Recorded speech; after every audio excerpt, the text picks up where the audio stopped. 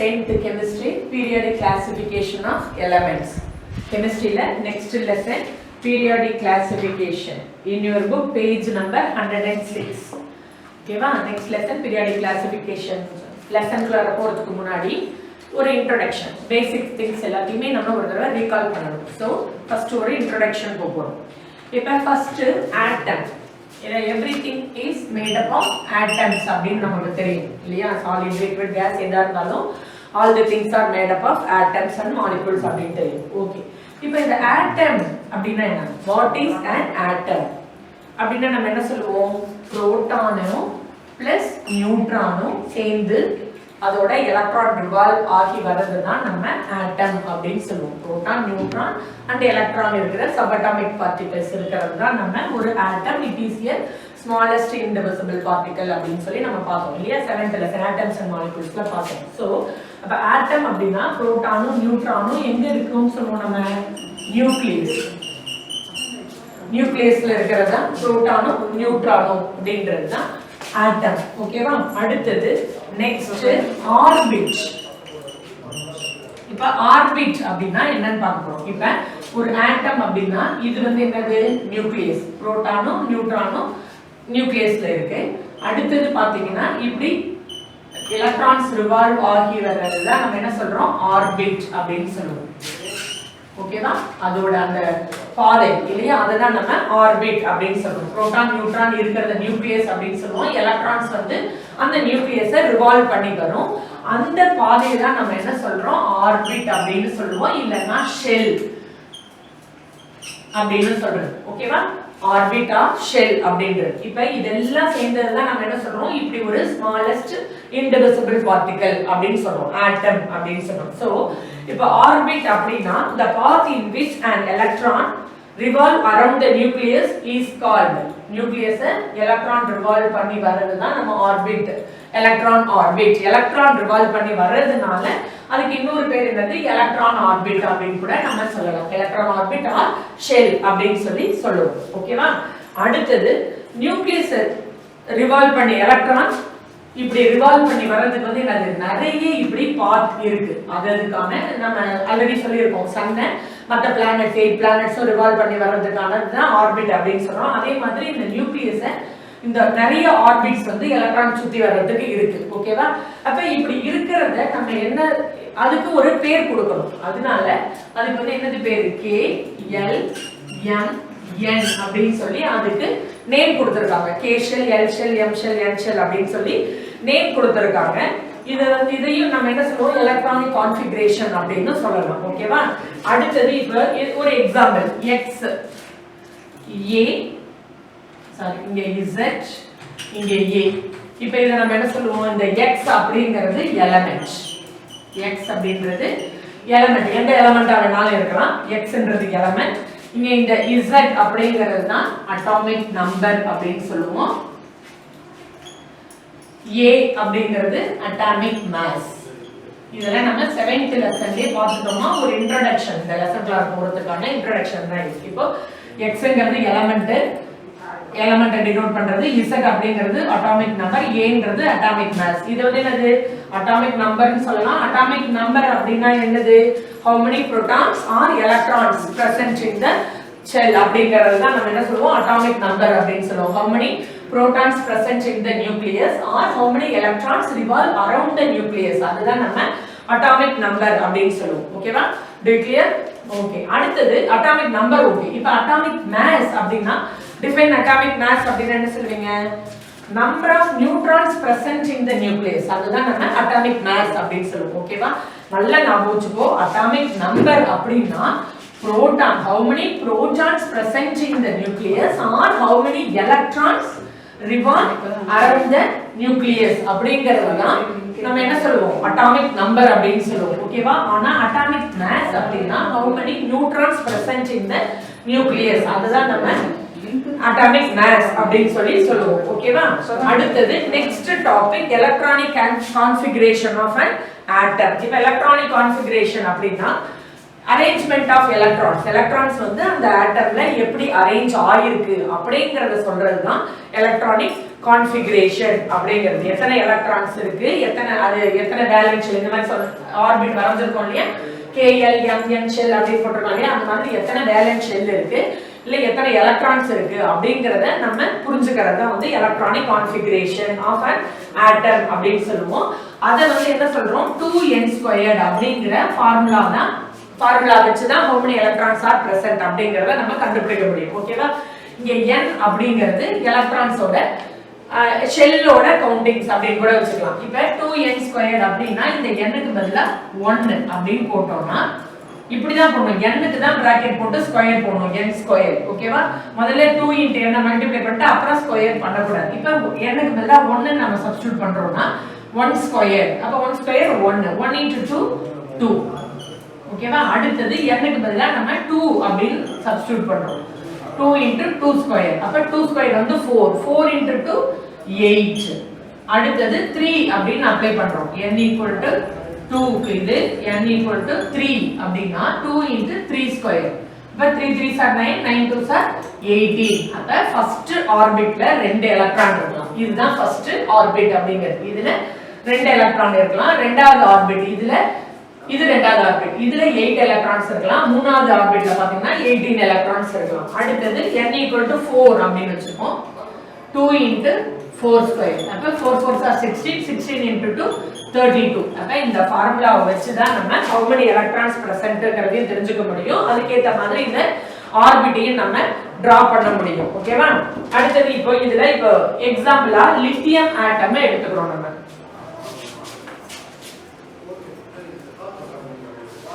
இப்போ லித்தியம் எடுத்துக்கிட்டோம் அப்படின்னா எலிமெண்ட் நேம் இந்த x கொடுத்திருக்கோம் இல்லையா, எலிமெண்ட் நேம் லித்தியம், அதோட அட்டாமிக் நம்பர் 3, அட்டாமிக் மாஸ் வந்து 7. ஓகேவா?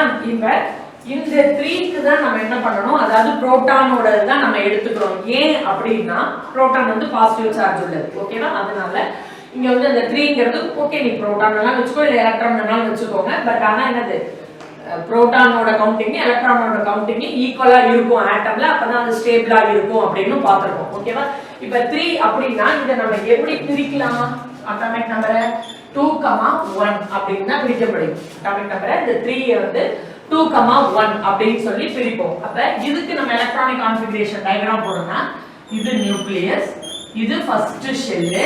ஃபர்ஸ்ட் ஷெல்ல எத்தனை எலக்ட்ரான், 2 எலக்ட்ரான். இங்க வந்து புரோட்டானும் நியூட்ரானும் போட்டுப்போம். அடுத்த ஷெல்லுல 1 எலக்ட்ரான். ஓகேவா? இதுதான் எலக்ட்ரானிக் கான்ஃபிகரேஷன் ஆஃப் லித்தியம் அப்படின்றது. ஓகேவா? இந்த அட்டாமிக் நம்பருக்கு தான் நம்ம என்ன பண்றோம், எலக்ட்ரானிக் கான்ஃபிகரேஷன் போடுவோம். இந்த அட்டாமிக் மாஸ் நம்ம கன்சிடர் பண்ண கூடாது. ஓகேவா?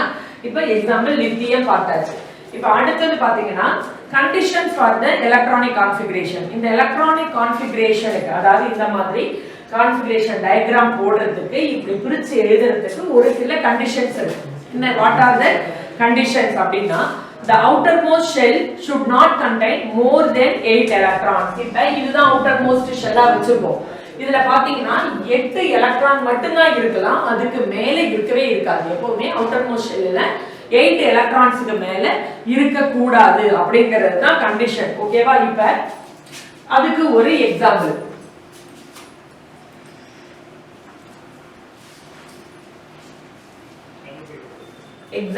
அயன் Fe அதோட formula.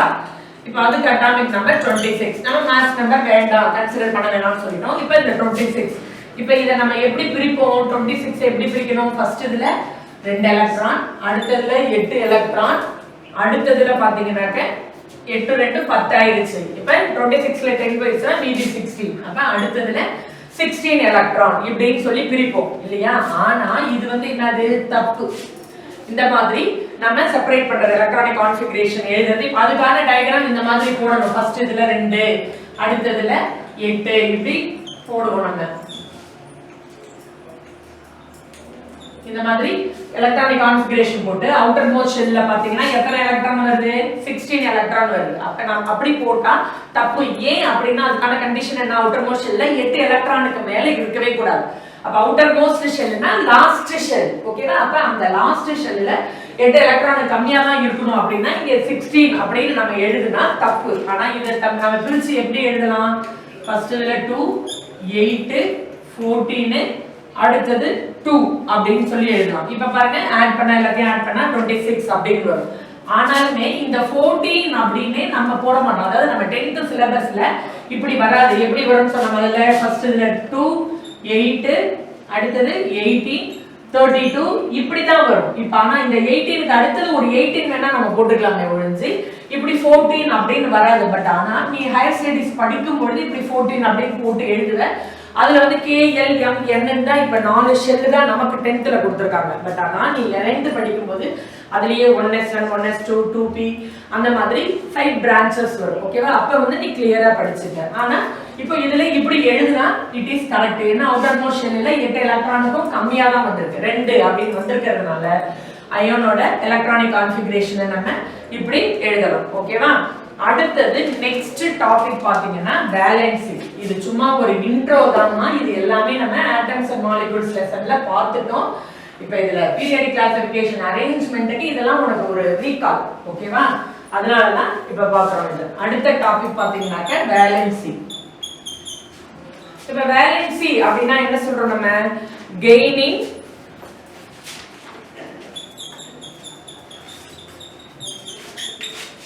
losing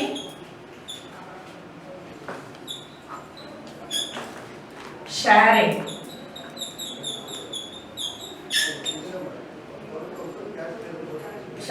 electron to become octet or stable atom. ஓகேவா? இப்ப வேலன்சி அப்படின்னா கெய்னிங் ஆஃப் எலக்ட்ரானா இருக்கலாம், லூசிங் ஆஃப் எலக்ட்ரானா இருக்கலாம், ஷேரிங் ஆஃப் எலக்ட்ரானா இருக்கலாம். ஷேரிங் அப்படின்னா ஒன்னு கெயின் பண்ணலாம் இல்லனா லூஸ் பண்ணலாம். அதுதான் இங்க ஷேரிங் அப்படின்னு எழுதி இருக்கேன். ஷேரிங் ஆஃப் எலக்ட்ரானா இருக்கலாம். அப்ப கெயின் பண்ணி it will become to octet. octet அப்படின்னா 8 எலக்ட்ரான். 8ன்றது தான் நம்ம octet அப்படி நீங்க சொல்றோம். சோ அப்ப கெயின் பண்றது மூலமா அவுட்டர் மோஸ்ட் ஷெல்ல 8 எலக்ட்ரான் இருக்கலாம்.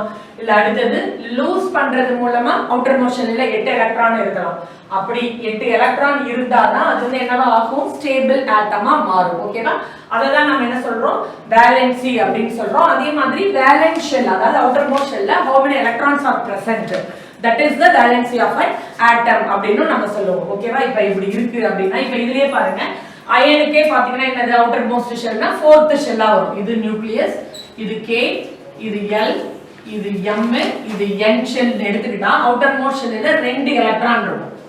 சோ இதுதான் என்ன சொல்றோம்? அயனோட வேலன்சி அப்படின்னு சொல்றோம். ஓகேவா? how many electrons present in the outermost shell, அதுதான் வந்து என்ன சொல்றோம்? அந்த எலிமெண்டோட, அதாவது அயனோட வேலன்சி அப்படின்னு சொல்லி நம்ம சொல்றது. அதுக்கு அடுத்தது பாத்தீங்கன்னா an atom which loses electrons to become stable. ஒரு ஆட்டம் வந்து எலக்ட்ரானை லூஸ் பண்ணி அது ஸ்டேபிள் ஆட்டமா மாறுது அப்படின்னா அதுக்கு அந்த எலிமெண்ட்ஸ்க்கு பேர் என்னன்னா மெட்டல்ஸ். ஓகேவா? ஒரு ஆட்டம் வந்து which loses எலக்ட்ரானை லூஸ் பண்ணி ஸ்டேபிள் ஆட்டமா மாறுச்சுன்னா அந்த எலிமெண்ட்க்கு பேரு, அந்த எலிமெண்ட்ஸ் எல்லாம் மெட்டல்ஸா இருக்கும். சோ மெட்டல்ஸ் எல்லாமே என்ன பண்ணும்? அதோட அவுட்டர் மோஸ்ட் ஷெல்ல இருக்கிற எலக்ட்ரானை லூஸ் பண்ணும், வெளியில விடும். ஓகேவா? கெயின் பண்ணிக்காது, அடுத்ததுல இருந்து வாங்கிக்காது. அது வந்து என்ன பண்ணும்? லூஸ் பண்ணும். ஓகேவா? அந்த மாதிரி கெபாசிட்டி இருக்கிறத நம்ம என்ன சொல்றோம்? மெட்டல்ஸ் அப்படின்னு சொல்லி சொல்றோம். இப்போ அடுத்தது பாத்தீங்கன்னா an atom which gains electron, இப்படி கெயின் பண்ணும் எலக்ட்ரானை வெளியில இருந்து எடுத்துக்கிச்சு அப்படின்னா கெய்னிங் ஆஃப் எலக்ட்ரான் அப்படி இருந்ததுன்னா இது மெட்டல்ஸ். அப்படின்னா இது வந்து என்ன பண்ணும்? நான் மெட்டல்ஸ். ஓகேவா? லூசிங் ஆஃப் எலக்ட்ரான்ஸா இருந்தா அது மெட்டல், கெய்னிங் ஆஃப் எலக்ட்ரானா இருந்தா ஒரு ஆட்டம் வந்து எடுத்துக்குது, கெயின் பண்ணுது அப்படின்னாக்க எலக்ட்ரானை கெயின் பண்ணிக்குது அப்படின்னா அது வந்து நான் மெட்டல்ஸ். அதுக்கு அடுத்தது பாத்தீங்கன்னா an atom which gains or loses electrons to become stable. ஒரு சில ஆட்டம் வந்து கெயினும் பண்ணும் லூஸும் பண்ணிட்ட. அவுட்டர் மோஸ்ட் ஷெல்ல 4 எலக்ட்ரான் இருக்குன்னு வச்சுக்கோங்க. இங்க முதல்ல அங்க ரப் பண்ணிட்டேன். இப்ப 4 எலக்ட்ரான் இருக்கு 2, 8, 4 அப்படின்னா இது வந்து என்ன பண்ணும்? ஸ்டேபிள் ஆட்டமா மாறணும் அப்படின்னா 8 எலக்ட்ரான் அவுட்டர் மோஸ்ட் ஷெல்ல இருந்தாதான் ஸ்டேபிள் ஆட்டமா மாறும். அப்ப இங்க அவுட்டர் மோஸ்ட் ஷெல்ல 4 எலக்ட்ரான் இருக்கு. ஒண்ணு இது என்ன பண்ண இந்த 4 எலக்ட்ரானை லூஸ் பண்ணிட்டு 8 எலக்ட்ரானோட ஸ்டேபிளா மாறலாம். இல்லனா வெளியில இருந்து 4 எலக்ட்ரானை கெயின் பண்ணி 8 எலக்ட்ரானா மாறியும் ஸ்டேபிள் ஆட்டமா மாறலாம். ஓகேவா? புரியுதா? அப்ப gaining or loses electrons to become stable அந்த மாதிரி மெட்டல்ஸ்க்கு பேரு, அதாவது இந்த மாதிரி ஷேர் பண்ற அந்த மெட்டல்ஸ்க்கு பேரு மெட்டலாய்ட்ஸ். ஓகேவா? ஈஸியா ஞாபகம் வச்சுக்கிறது. எலிமெண்ட் வந்து ஒரு ஆட்டம் வந்து லூஸ் பண்ணுது எலக்ட்ரானை அப்படின்னா அது கண்டிப்பா மெட்டலா தான் இருக்கும். கெயின் பண்ணுது எலக்ட்ரானை அப்படின்னா அது நான் மெட்டலா இருக்கும். லூஸும் பண்ணலாம் கெயினும் பண்ணலாம். அப்படின்னா 4 எலக்ட்ரான் வந்து அவுட்டர் மோஸ்ட் ஷெல்லில் இருக்கிற மாதிரி வர்றது எல்லாமே மெட்டலாய்ட்ஸ் அப்படின்றது. அதுக்கு அடுத்தது பாத்தீங்கன்னா an atom which is already stable, already outermost ஷெல்லில் 8 எலக்ட்ரானே இருக்கலாம். 2,8,8 அப்படின்னு இருக்கலாம். இல்ல 2,8,18,18,8 அப்படின்னு இருக்கலாம். இந்த மாதிரி லாஸ்ட் ஷெல்லில் 8 எலக்ட்ரான்ஸ் இருக்கிறது. அந்த மாதிரி இருக்கிறதுக்கு என்ன பேருனா inert gases or noble gases அப்படின்னு சொல்லுவோம். நம்மளோட புக்ல பீரியாடிக் டேபிள்ல லாஸ்ட் காலம் 18th குரூப் எல்லாமே இனர்ட் கேசஸ் நோபல் கேசஸ் தான். அதுல பாத்தீங்கன்னா லாஸ்டா வர அந்த அவுட்டர் மோஸ்ட் ஷெல்ல 8 எலக்ட்ரான்ஸ் இருக்கிற மாதிரி தான் இருக்கும். ஓகேவா? இதுதான் வந்து மெட்டல்ஸ், நான் மெட்டல்ஸ், மெட்டலாய்ட்ஸ் அப்படின்னு சொல்லி. அடுத்தது பாத்தீங்கன்னா அடுத்தது இப்ப நம்மளோட புக்குக்கு வரும். ஓகேவா? இப்ப டோட்டலா 118 elements occur in the earth surface அப்படிங்கிறது நமக்கு தெரியும்.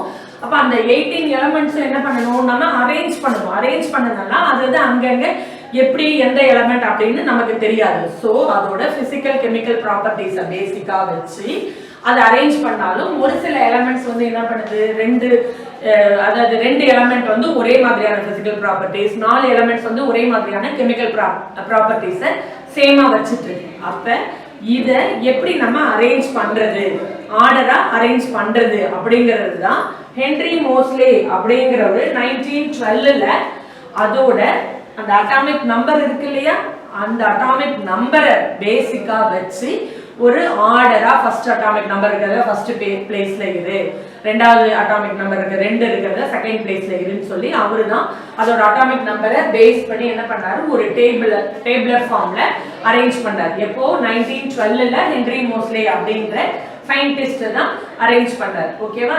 இப்ப அதுல பாத்தீங்கன்னா பீரியட்ஸ் குரூப்ஸ் அப்படின்னு நம்மளோட டேபிளர் காலத்துல கொடுத்திருப்பாங்க. பேஜ் நம்பர் 108ல periodic table of the element அப்படின்னு சொல்லிட்டு உன்னோட புக்ல இப்படி கொடுத்திருப்பாங்க.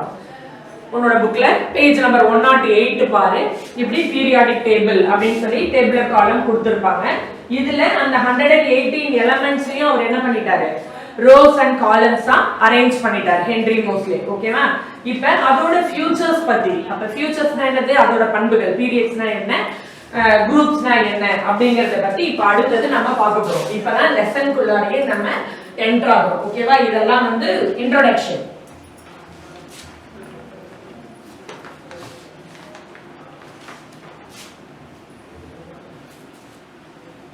ஓகே, ஃபர்ஸ்ட் அதுல ஃபியூச்சர்ஸ் ஆஃப் periods அப்படின்னு கொடுத்திருக்காங்க. பேஜ் நம்பர் 107ல the horizontal rows are called periods. இப்ப horizontal rowsனா இப்படி இருக்கிறது தான் நம்ம என்ன சொல்றோம், நம்ம periods அப்படின்னு சொல்றோம். இதுதான் horizontal rows. இந்த மாதிரில எலிமெண்ட்ஸை அரேஞ்ச் பண்ணி இருக்கிறது தான் நம்ம rows அப்படின்னு சொல்றோம்.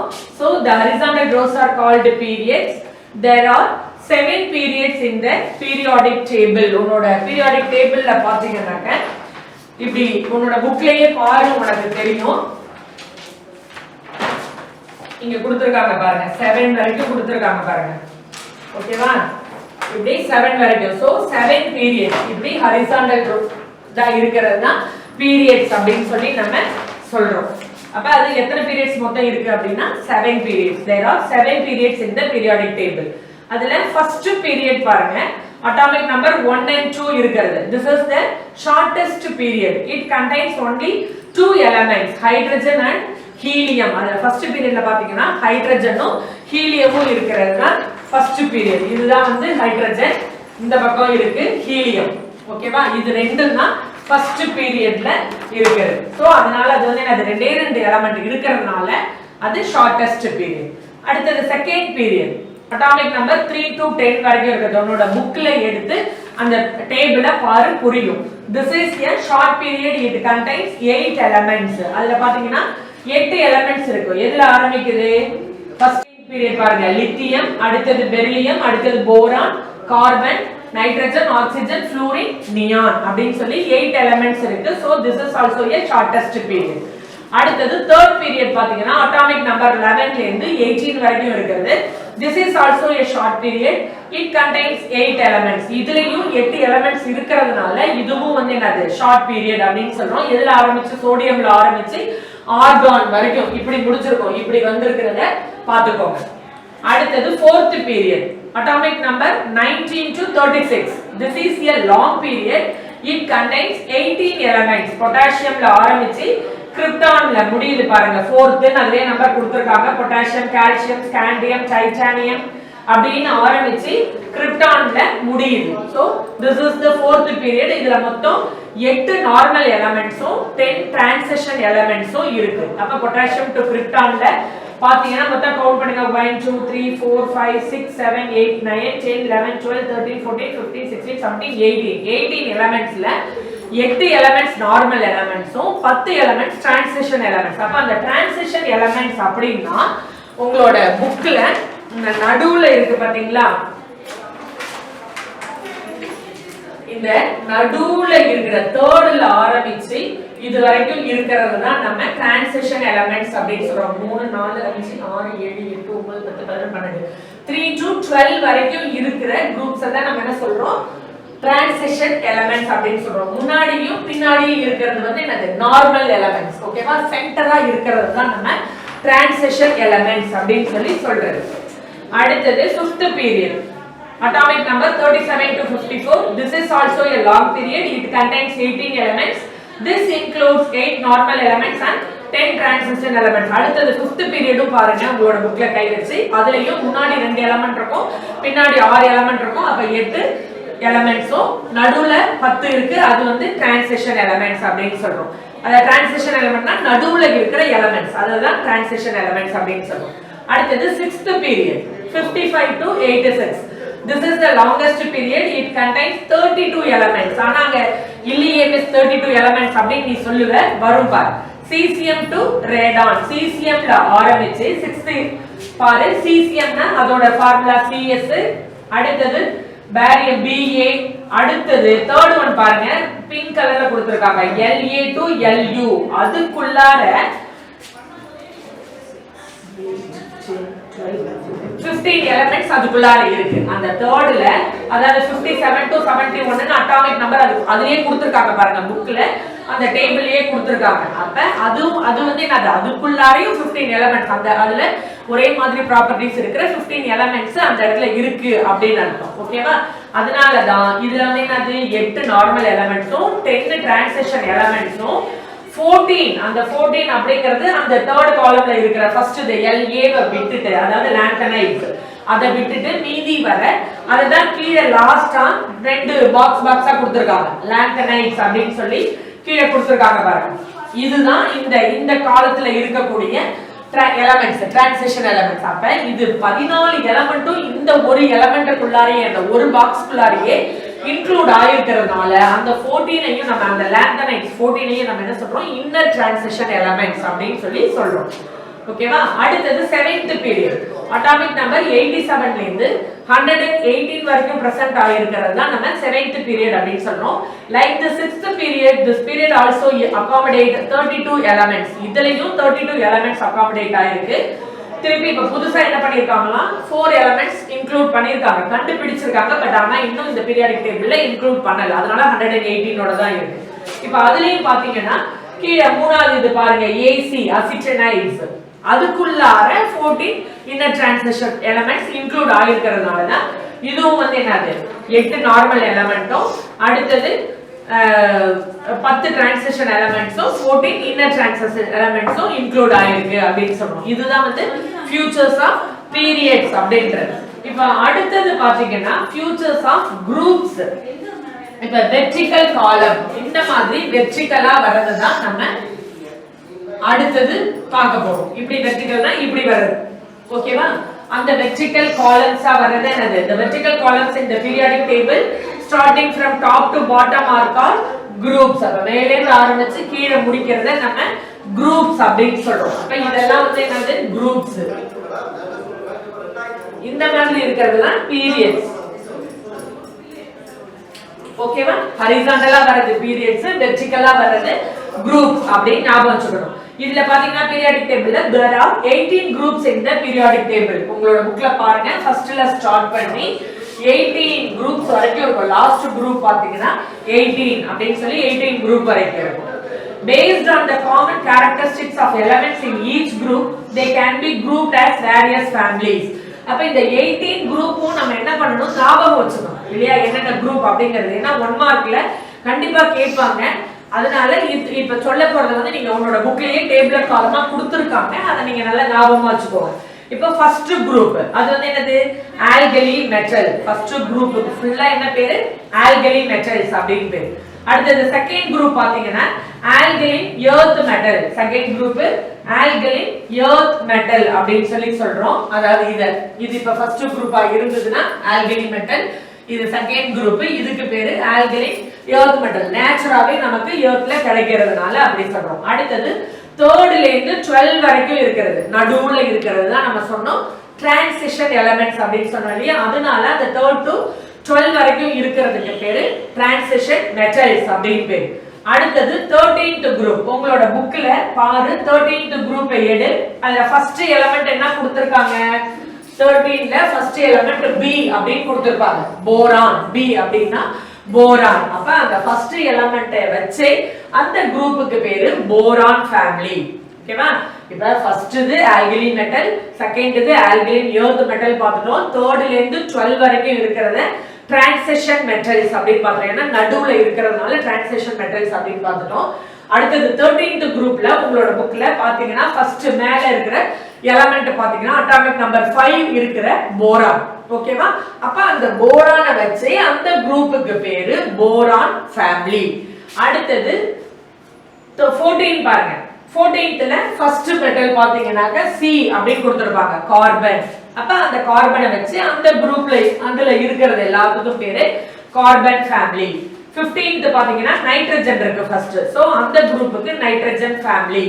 அடுத்து 16 பாத்தீங்கன்னா ஆக்ஸிஜன் இருக்கு. அதனால அதுக்கு ஆக்ஸிஜன் ஃபேமிலி ஆர் கால்கோஜன் ஃபேமிலி அப்படினு பேரு. 17th பாத்தீங்கன்னா ஃப்ளூரின் இருக்கு. பட் ஆனா அது அந்த ஃபேமிலிக்கு ஃபுல்லா ஹாலோஜன் ஃபேமிலி அப்படினு பேரு. அடுத்து 18 அப்படினு பார்த்தா அது ஃபுல்லாவே என்னது? Nobel gases. நோபல் கேஸஸா இருக்குது. அதாவது என்னது? ரொம்ப ரேர் கேஸஸ். அதான் நம்ம நோபல் கேஸஸ் அப்படினு சொல்றோம்.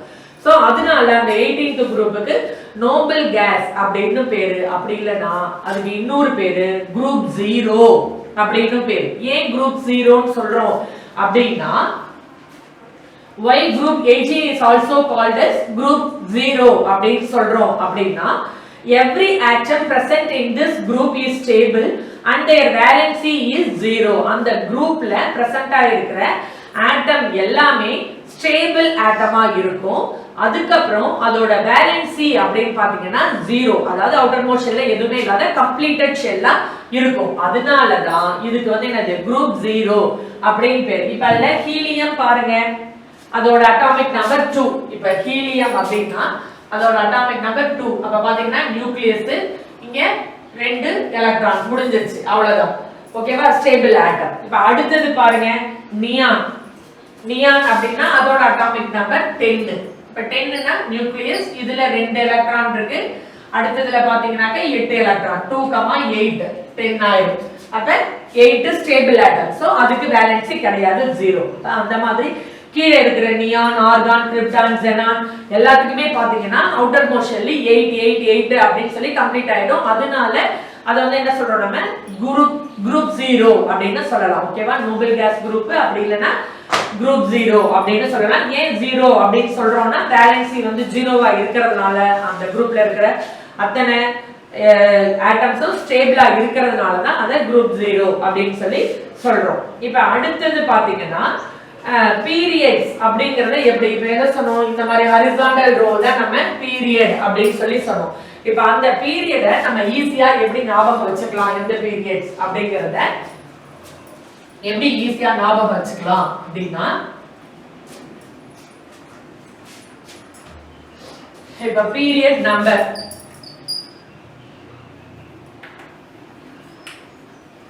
equal to number of valence shell.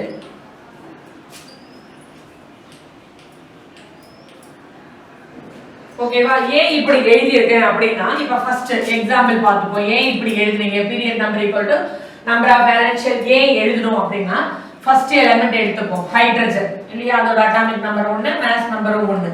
அப்ப இதுல பாத்தீங்கன்னா நியூக்ளியஸ் இருக்கு, ஒரே ஒரு எலக்ட்ரான் வந்து ரிவால்வ் பண்ணிட்டு வருது. ஓகேவா?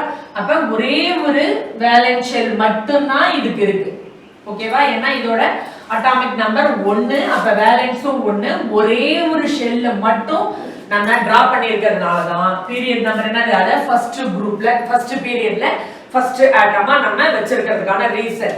ஒரு ஆட்டம் வந்து அதாவது அதுல எலக்ட்ரானை ஃபில் பண்றதுக்கு எத்தனை ஷெல் எடுத்துக்குதோ, இப்ப இதுல வந்து 1ன்றதுனால ஒரு ஷெல் மட்டும் தான் எடுத்துக்குது. அப்ப எத்தனை ஷெல் அங்க நம்ம டிரா பண்றோமோ, சப்போஸ் இப்படி ரெண்டாவது இதுவும் நம்ம டிரா பண்றோம் அப்படின்னா ஃபர்ஸ்ட் ஷெல் செகண்ட் ஷெல், அப்ப இது வந்து என்னது? செகண்ட் பீரியட்ல இருக்கு அப்படின்னு அர்த்தம். அப்ப ஹவு மெனி எலக்ட்ரான்ஸ் இருக்கிறதுக்கான எத்தனை ஷெல் டிரா பண்றோமோ அதுதான் நம்ம என்ன சொல்றோம்? பீரியட் அப்படின்னு சொல்றோம். பீரியடுக்கான நம்பர் அப்படின்னு சொல்றோம்.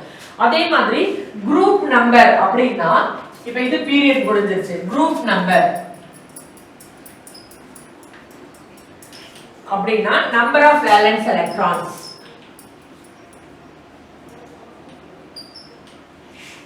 நம்பர் ஆஃப் வேலன்ஸ் எலக்ட்ரான்ஸ் இதுதான் நம்ம குரூப் நம்பர் அப்படின்னு சொல்றோம். இப்ப இதுக்கு எக்ஸாம்பிள் பாத்தீங்கன்னா பெரிலியம், அதோட அட்டாமிக் நம்பர் 4. இப்ப இதுல பாத்தீங்கன்னா 4 அப்படின்னா இத 2,2 அப்படின்னு எலக்ட்ரானிக் கான்ஃபிகரேஷன் பிரிப்போம். இப்ப டயகிராம் போடுறதும் 2 ஷெல் போடுவோம். இங்க 2 எலக்ட்ரான், இதுல 2 இப்படி போடுவோம். அப்ப 2 வேலன்ஸ் ஷெல் இருக்கு. சோ அப்ப வேலன்ஸ் எலக்ட்ரான் இதுக்கு எவ்வளவு? 2 அவுட்டர் மோஸ்ட் ஷெல்ல இருக்கிறதா வேலன்ஸ்னு சொல்லுவோம். சோ 2 எலக்ட்ரான் இருக்கிறதுனால தான் இங்க குரூப் நம்பர் என்ன சொல்றோம்? நம்ம நம்பர் ஆஃப் வேலன்ஸ் எலக்ட்ரான் அப்படின்னு எழுதி இருக்கிறதுக்கான ரீசன். ஓகேவா? இப்ப அடுத்தது பாருங்க, அந்த page number 109 features of groups எல்லாம் அடுத்தது பாருங்க. The lanthanides and acetinides which form part of group 3 are called inner transition elements. ஏன்னா அந்த third groupல தான் ஒரே எலிமெண்ட்டுக்குள்ளார அந்த 14 inner transition elementsம் இன்க்ளூட் ஆயிருக்குன்னு சொல்றோம்.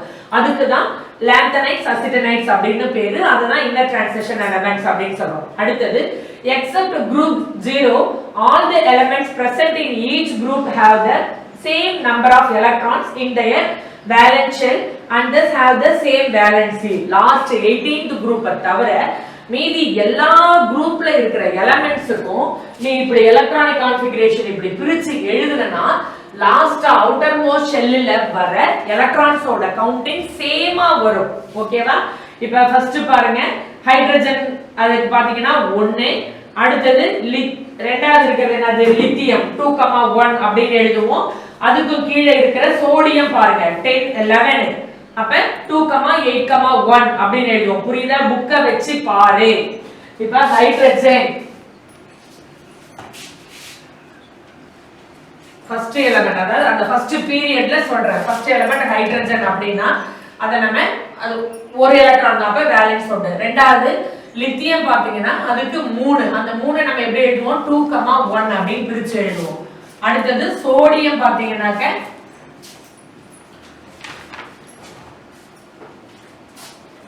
சோடியம் வந்து 10, 11, அப்ப 11 அப்படின்னா 2,8,1 அப்படின்னு எழுதுவோம். அடுத்தது பொட்டாசியம் K, அது பாத்தீங்கன்னா அதோடது 19, அப்ப 2,8,8,1 8 plus 2 10 18 19, அப்ப 19 இப்படி பிரிச்சு எழுதுறோம். சோ இந்த லாஸ்ட்ல வர்றது எல்லாமே எப்படி முடியுது? சேம் எலக்ட்ரான்ஸோட சேம் வேலன்சியோட முடியுது, except 0 group last inert gas group தவிர. ஓகேவா? அடுத்தது அடுத்த பேரா பாருங்க. as the elements present in a group have identical valential electronic configuration. அடுத்தது ஒவ்வொரு எலிமெண்ட்ஸும் பிரசன்ட் ஆயிரும். அந்த குரூப்ல பிரசன்ட் ஆயிருக்கிற எலிமெண்ட்ஸ் வந்து என்னது? ஐடென்டிக்கல் வேலன்ஷியல் எலக்ட்ரானிக் கான்ஃபிகரேஷனோட இருக்கிறதுனால it will possess similar chemical properties. அப்படி என்ன ஐடென்டிக்கல் வேலன்ஷியல் அப்படின்னா, இப்ப தேர்ட் குரூப் பாருங்க. இப்ப தேர்ட் குரூப்ல பாத்தீங்கன்னா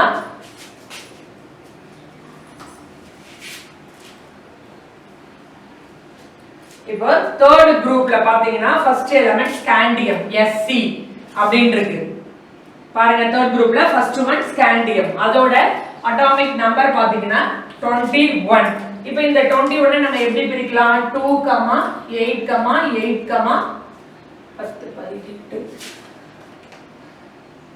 3 அப்படினு பிரிப்போம் இப்போ அடுத்து அதுக்கு கீழே y அப்படின்றது ஒன்னு இருக்கு அதோடது அட்டாமிக் நம்பர் பாத்தீங்கன்னா 39 இப்போ இத நம்ம எப்படி பிரிக்கிறோம் பாருங்க 2, 8,